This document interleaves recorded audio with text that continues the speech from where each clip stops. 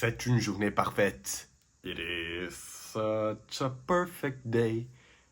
Et je suis très heureux d'être avec vous.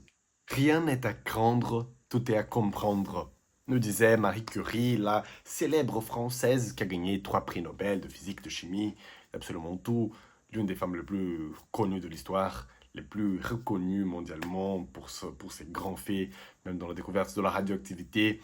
Je me rappelle de cette phrase, non parce que je l'ai utilisée dans une présentation d'enseignement scientifique il y a environ 1 an et quelques, dans le lycée, en classe de première, mais parce que cette semaine, nous avons des événements absolument choquants, complexes, mais que nous devons comprendre. Rien n'est à craindre, tout est à comprendre, et nous le ferons maintenant. D'abord, nous avons le temps qui touche Joe Biden.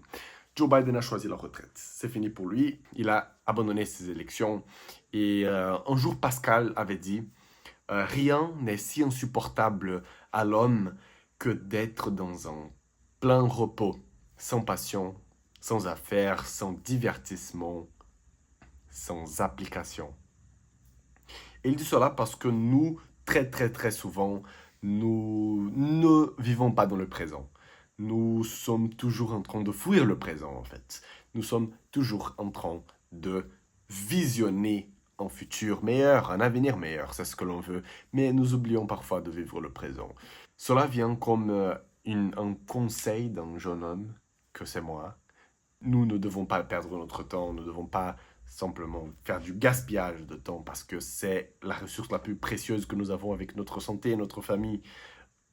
Et donc, si vous vivez sans passion, il faut revoir ce que vous faites.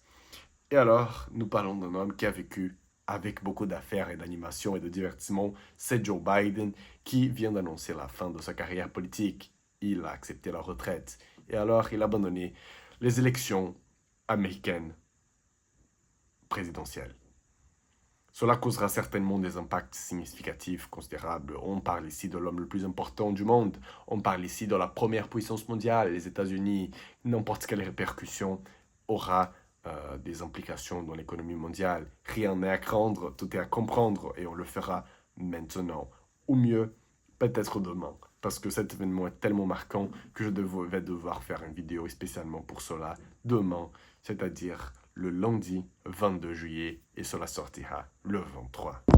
Crash des serveurs mondiaux, mouvement dans les marchés de Bitcoin et des autres crypto-monnaies. Nous avons le début de la semaine d'annonce des revenus, des chiffres d'affaires de plusieurs entreprises multinationales, FTN, firme transnationale, ou FMN, comme on pourrait dire aussi, firme multinationale. Nous avons cette semaine l'annonce de plusieurs chiffres d'affaires du deuxième trimestre fiscal de 2024 par plusieurs entreprises.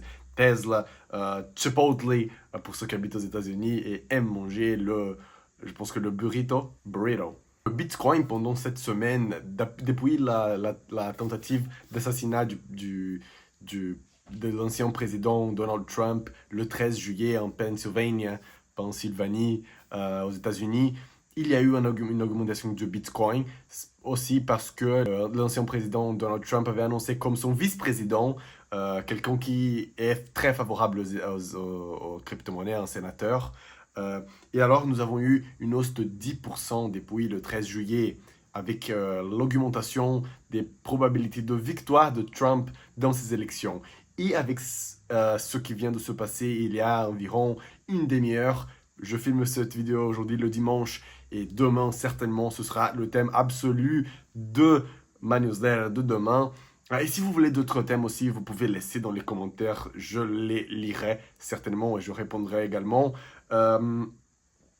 Cela certainement a des effets sur le marché entier et sur la mouvmentation des prix. C'est complètement normal. On parle ici de l'homme le plus important du monde. Avec la hausse du Bitcoin, nous avons eu également la hausse d'actions d'entreprises qui ont fait des investissements sur le Bitcoin, des investissements énormes. Et nous avons par exemple MicroStrategy, qui sur la bourse, vous le trouverez par MSTR, et qui est une entreprise qui produit des logiciels d'analyse d'entreprise et qui a implémenté des systèmes d'intelligence artificielle dans ces systèmes. Nous avons également cela avec aujourd'hui une hausse d'environ 14%, 15%. Et aussi une hausse de Coinbase, qui est aussi la bourse de crypto-monnaies, la plateforme, l'une des plus grandes au monde où l'on peut acheter du Bitcoin et d'autres crypto-monnaies. a également connu une hausse très importante aujourd'hui. Également dans le récapitulatif de cette semaine, il y a une chose que ne pourrait pas manquer. Et c'est absolument le crash des serveurs mondiaux. Nous avons eu la mise à jour des systèmes de la société CrowdStrike qui a causé l'annulation de plus de 5000 vols partout dans le monde, qui a causé des problèmes dans les banques, dans les transactions financières, dans la santé, dans la communication. Cela montre notre dépendance de certaines grandes entreprises de technologie, celle-ci qui a une valeur d'environ 80 milliards de dollars. Nous parlons ici d'une géante de la technologie. Et alors la mise à jour du logiciel de cette entreprise a causé une panne mondiale. Comme dirait Bill Gates, il y a 30 ans, j'imagine ce que les êtres humains vont faire avec les technologies, avec leurs PC dans 30 ans. Voici ce que l'on fait. Avec le chaos causé par cette entreprise, avec ce problème, nous avons pu soulever des questions. Ne sommes-nous pas très dépendants de certaines FMN du monde de la technologie, les firmes multinationales comme celle-ci? Nos systèmes banquiers, financiers, de santé, de communication dépendent de certaines entreprises. Et alors, qu'est-ce que l'on pourrait faire pour résoudre ça? Une des réponses à ce type de problème, par exemple dans le système financier, c'est exactement l'utilisation des crypto-monnaies. Un thème qui est amplement parlé partout dans le monde.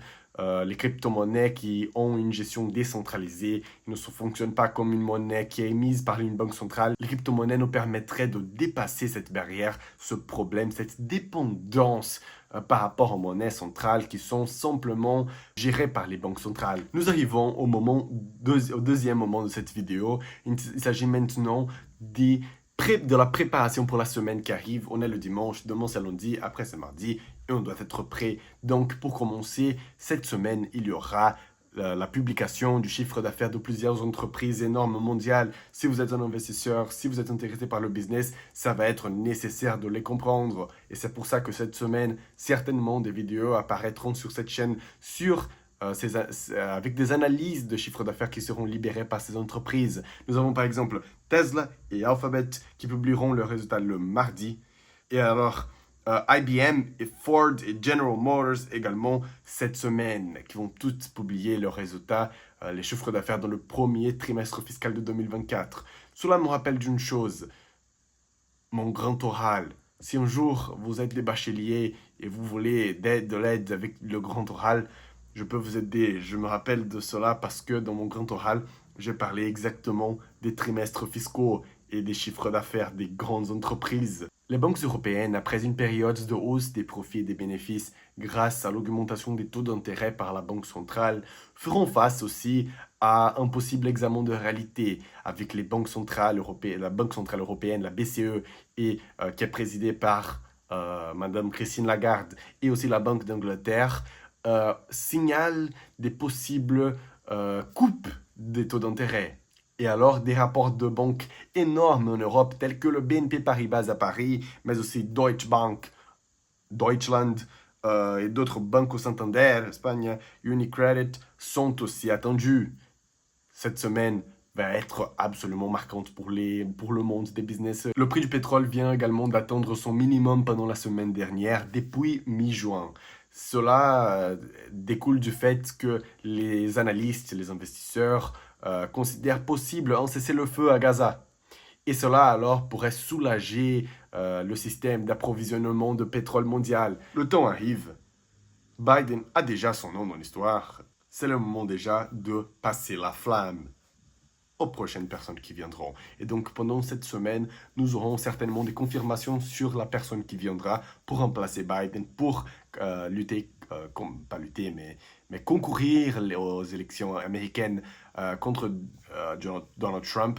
Et ce qui est assez intéressant, si on analyse le marché, et nous faisons une analyse fondamentale du marché boursier et aussi des mouvementations dans les crypto-monnaies, à travers cette optique politique. Au moment qu'il y a eu la tentative d'assassinat du président Donald Trump, si nous voyons les actions de Trump Media, quelle entreprise qui détient la Truth Social, si vous ne connaissez pas, Il y a quelques années, Trump a créé son propre réseau social, désolé, euh, où il a la liberté d'expression, de dire ce qu'il veut, sans être banni, parce qu'il avait été banni par plusieurs réseaux sociaux. Il a créé Trump's Truth Social et cette semaine, nous avons connu une hausse absurde des actions de cette entreprise qui est passée de 31 dollars à 41 dollars. Ça fait environ 30%. Également, si nous voyons avec cette même optique politique, mais dans le marché des crypto-monnaies, nous avons alors la hausse de plusieurs crypto-monnaies, Bitcoin, Dogecoin, qui est... Bon, les conseils pour la semaine alors sont, d'abord, certainement le premier, tous les jours venir sur cette chaîne. Deuxième, c'est s'abonner. Troisième, c'est de laisser la pouce bleue, comme on dit en français. Et après, le quatrième, mais moins important, c'est aussi d'étudier et d'être au courant, de se mettre à jour sur les changements. D'abord, maintenant, avec le remplacement de Biden, les répercussions que cela va causer dans les marchés boursiers, parce que dans cette chaîne, on parle de business. Donc, certainement, il faudrait analyser cela, parce qu'on parle de l'homme le plus important du monde d'aujourd'hui, c'est indéniable. Et également, nous avons les earnings, les chiffres d'affaires des entreprises qui sortent cette semaine. Depuis le début de cette semaine, il faut être au courant, il faut avoir de l'attention parce qu'à n'importe quel moment, ils peuvent apparaître. Ils ont plusieurs entreprises. En août, il y a d'autres. 1er août aussi, il y aura plusieurs grandes entreprises. Ça va être très intéressant. C'est cela ce que j'ai pour aujourd'hui. C'est fini, c'est le 21 juillet, c'est la fin du dimanche. Vous allez voir cette vidéo le lundi. Je vais faire comme ça avec ces vidéos. Je vais les filmer un jour avant et publier le jour d'après. Je souhaite que vous ayez une excellente semaine avec beaucoup de milliards en bénéfices. Si vous n'avez pas des milliards, des millions, ou peut-être des milliers, ou peut-être simplement des unités. J'espère que vous allez prospérer dans votre vie. Moi, ici, je vais prospérer dans la mienne. Et c'est pour cela que je fais cette vidéo. Merci à tous qui ont regardé jusqu'à maintenant. Et abonnez-vous. N'oubliez pas, laissez votre pouce bleu. Et comme on dit en anglais, let's run it back tomorrow. On le fera demain aussi. On reviendra ici sur cette même position avec cette même caméra. Et bientôt, il y aura des nouvelles technologies dans cette chaîne. Vous n'êtes pas prêt pour ce qui va apparaître sur cette chaîne, donc abonnez-vous parce que, et aussi également, tenez-vous à une chaise parce que sinon, vous allez tomber. Merci à tous et on reviendra demain.